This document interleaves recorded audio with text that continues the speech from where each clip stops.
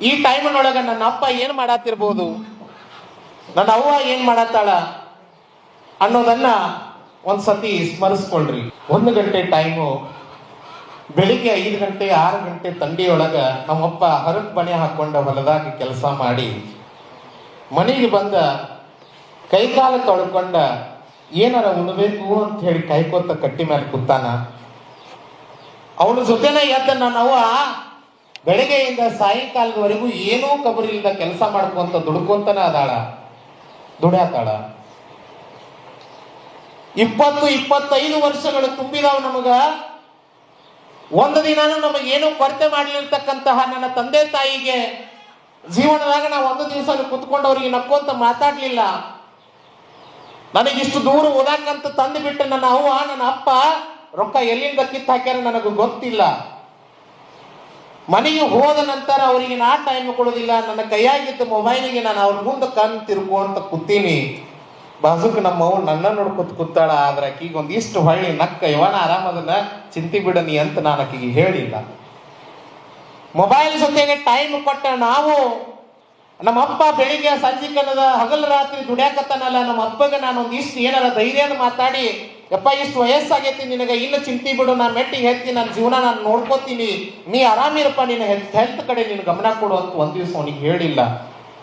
ಪಾಪ ದುಡಿದು ಬಂದ ತಂದೆ ಕಾಲಿಗೆ ಹತ್ತಿದ ರಾಡಿ ಒರೆಸ್ಕೊಂಡು ತನ್ನ ಕಾಲ ತಾನ ಹಿಚ್ಕೊಂಡ ಅದೆಷ್ಟೋ ಸಾರಿ ತಾನ ಕಾಲು ಹೊತ್ಕೊಂತ ಮೂಲ್ಯಾಗ ಕೂತಿರ್ತಾನ.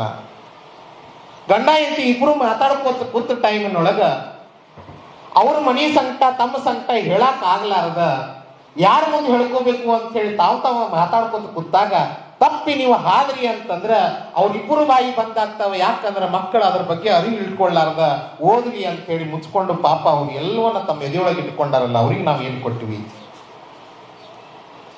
ಇವತ್ತು ನಮಗೆಲ್ಲರಿಗೂ ಬೆಚ್ಚನ ಜಾಕೆಟ, ಎಲ್ಲರಿಗೂ ಕಾಲಾಗಿ ಶೂಸ, ಇಷ್ಟೆಲ್ಲಾ ಖರ್ಚು ಮಾಡಿ 2,000 ರೂಪಾಯಿ ಇದೆ ನಮಗೆಲ್ಲ ಕೊಟ್ಟ, ತಾನು 100 ರೂಪಾಯಿದ ಹರಕ್ ಚಪ್ಪಲ ಹಾಕೊಂಡು ಮತ್ತ ಹರಿದ ಬಣೆ ಹಾಕೊಂಡು ತಂಡ್ಯಾಗ ಮತ್ತೆ ಕೆಲಸ ಮಾಡ್ತಾನಲ್ಲ ನಮ್ಮಪ್ಪ, ಅವನಿಗೆ ಏನು ಕೊಟ್ಟಿವಿ?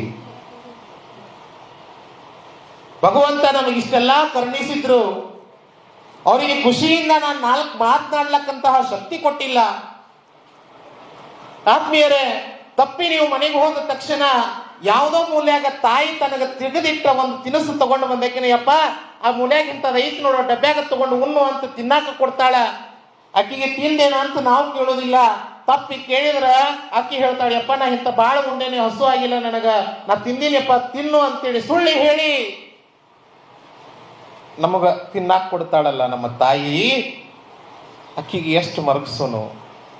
ಸಮಾಜದೊಳಗೆ ಒಂದು ಹತ್ತಕ್ಕಿರುವಂತ ನನ್ನ ತಂದೆ, ಸ್ವಾಭಿಮಾನಕ್ಕೆ ಅಂಜಿ ಬದುಕುವಂತ ನನ್ನ ತಂದೆ, ನಾ ಮಾಡಿರ್ತಕ್ಕಂಥ ಒಂದು ಹೊಲಸು ಕೆಲಸ, ನಾ ಮಾಡಿರ್ತಕ್ಕಂಥ ಒಂದು ಕೆಟ್ಟ ಕೆಲಸ ಮನೆಗೆ ಹಿಡ್ಕೊಂಡು 4 ಮಂದಿ ನನ್ನ ಮನೆಗೆ ತಗೊಂಡು ಬಂದ್ರ ಅವರು ಅದಕ್ಕೆ ಅಂಜಿ ಮುಖ ಎತ್ತಲಾರದ ತಲೆ ತೆಳಗ್ ಹಾಕೊಂಡು ಕುತ್ತು ಅನಿಸ್ಕೊಳಕತ್ತಾರಲ್ಲ, ನನ್ನಿಂದ ಅವ್ರ ಮಾನಿಕ ಅವ್ರ ಸ್ವಾಭಿಮಾನಕ್ಕೆ ಧಕ್ಕೆ ಆಗ್ಯದ ಅನ್ನೋ ಅರಿವಿಲ್ಲಾರ್ದ ನಾ ಬದುಕಾತೀನಲ್ಲ, ನಾನು ಎಂತ ಸ್ವಾರ್ಥಿ ಅದೀನಿ.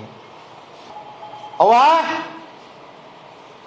ಒಂದು ಚಂದ ಅಂತ ಅದು ಸೀರೆ ತಗೋ ಅಂತ ನಾ ಬಾಯಿ ತಪ್ಪಿ ಅಂದ್ರ ಆಕಿ ಹೇಳ್ತಾ, ಯಪ್ಪ ಟೆಸರಿ ತುಂಬ್ಯಾವ ತಗೊಂಡು ಏನು ಮಾಡ್ಲಿ, ತಗೋ ಅಂತ ಹೇಳಿ ನಿಮಗ ರೊಕ್ಕ ಕೂಡಿಟ್ಟಿದ್ ರೊಕ್ಕದಾಗ ಕೊಟ್ಟ ನಿಮ್ಗ ಅಂದ ಚಂದ ನೋಡಿ ಖುಷಿ ಪಡುವಂತ ಆ ತಾಯಿಯಲ್ಲಿ ತಂದೆ ಎಷ್ಟೋ ಕಷ್ಟಗಳಿದ್ರು ದುಡ್ಡು ತಂದಿದ್ದ ದುಡ್ಡಿನಾಗ ನಿಮಗ ರೊಕ್ಕ ಕೊಟ್ಟು ಕಳಿಸಿ